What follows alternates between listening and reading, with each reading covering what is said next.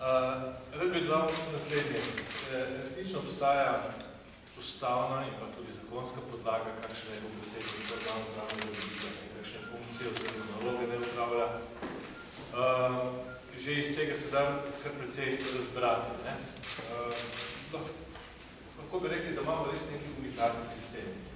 Seveda, zagotovo nimamo predsedniški politični sistem, kjer bi imel predsednik izvršilno vlogo, nimamo predsedniškega političnega sistema, kjer ima tudi relativno oblikovanje izvršne oblasti. Ni pa tudi samo angleška kraljica, recimo, po svojih političnih funkcijah, ima bistveno več. Zlasti to, da je izvoljen neposredno od ljudi, mu daje še večjo legitimnost in tudi neko moralno dolžnost. Celotnim ljudstvom, ki ima predstavljajo oblast v Republiki Sloveniji. Ampak še bolj kot formalne ustavne in zakonske naloge pa so pomembne, kot sem že to omenil, je pomembne tisti skrit kurikulum. Tisto, kar ni zapisano, kar ni formalno določeno, pa se vendarle pričakuje od predsednika. In nekaj od tega ste že omenili. To je integrativna funkcija, predsednik mora povezovati, poudarjati stvari, ki ljudstvo in narod in ljudstvo ne delijo politično in mora nastopiti kot državnik. Koliko nastopi kot politik, potem pomeni, da izhaja v svojem delu iz partikularnosti, kar je tudi temeljni smisel politike v demokraciji. Predsednik je v bistvu nad tej, deluje ali pa naj bi deloval torej povezovanje. To se tudi predvideva, recimo v sami ustavni luči njegovi interpretaciji ustave. Inkompatibilnost je eno načelo, ki pomeni, da ni odvisen od izvršne oblasti, ampak tudi ne sme biti, mora biti na neki distanci do vseh oblik ali pa zvrsti oblasti v državi. In to je dobro. To ne pomeni, da nima dialoga, to tudi se ne zahteva, da živi v sožitju z drugimi oblastmi, ampak je neki taki smiselni distanci, da ni dobro, da kritizira oblast, da se spodobi, recimo, ker to ni njegova vloga. Včasih pa se ravno zaradi tega, ker je neposredno izvoljen na neposrednih volitvah, ki pričakuje, da bo dal kakšno moralno stališče, moralno mnenje, da bo naredil neko tako evaluacijo stvari, še zlasti takrat, kadar družba pričakuje to od njega, ko ni jasno, kaj je prav, kaj ni prav, kaj je dobro, kaj ni dobro. V teh take občasne intervencije predsednika so zlasti v takih časih, določenih obdobjih, skoraj nujno potrebno se tudi pričakuje od njega. Seveda pa imam predsednik postavi kar nekaj vloge tudi, recimo, na področju obrambe smo že omenili.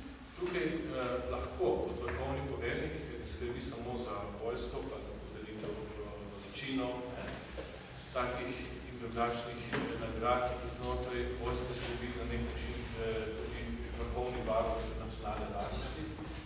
Varnost pa je pomembna vrednota, varnost in mir. Ne samo znotraj države, ampak tudi v mednarodnem merilu.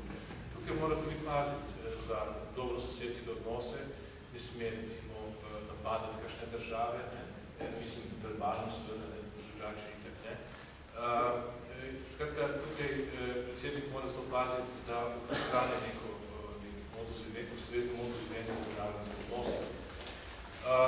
Ima velike pristojnosti tudi konkretno znanje politiki, ne sme voditi svoje lastne znanje politike, zato ker v zakonu in ustavi določata parlamentarni odbor in pa seveda vlada, ki je prva potrebna odgovornost za znanje politike.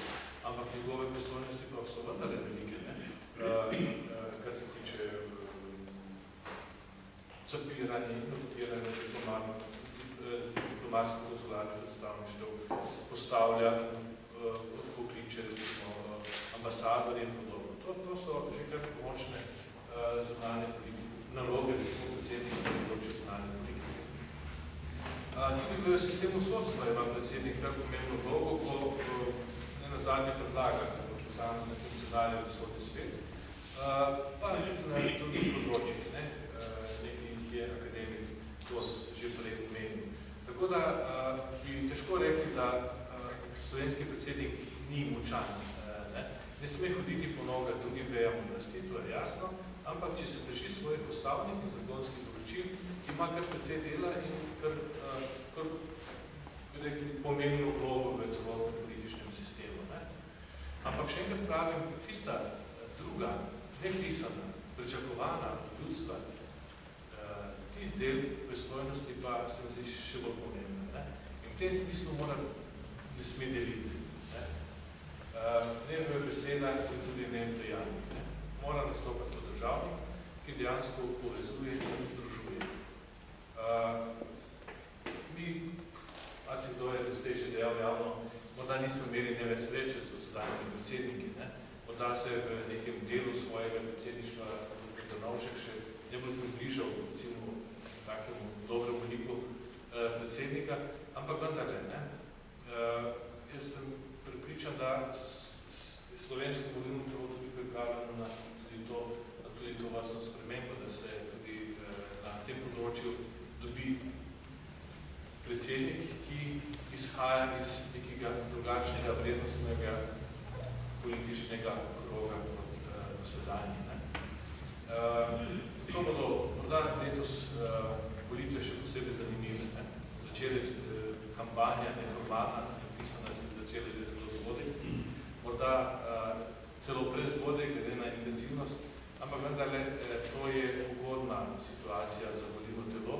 Volilno telo ima na ta način možnost, da več mesecev spremlja posamezne kandidate, ki se pač ponujajo na trgu za to močno funkcijo in za demokracijo to ni slabo.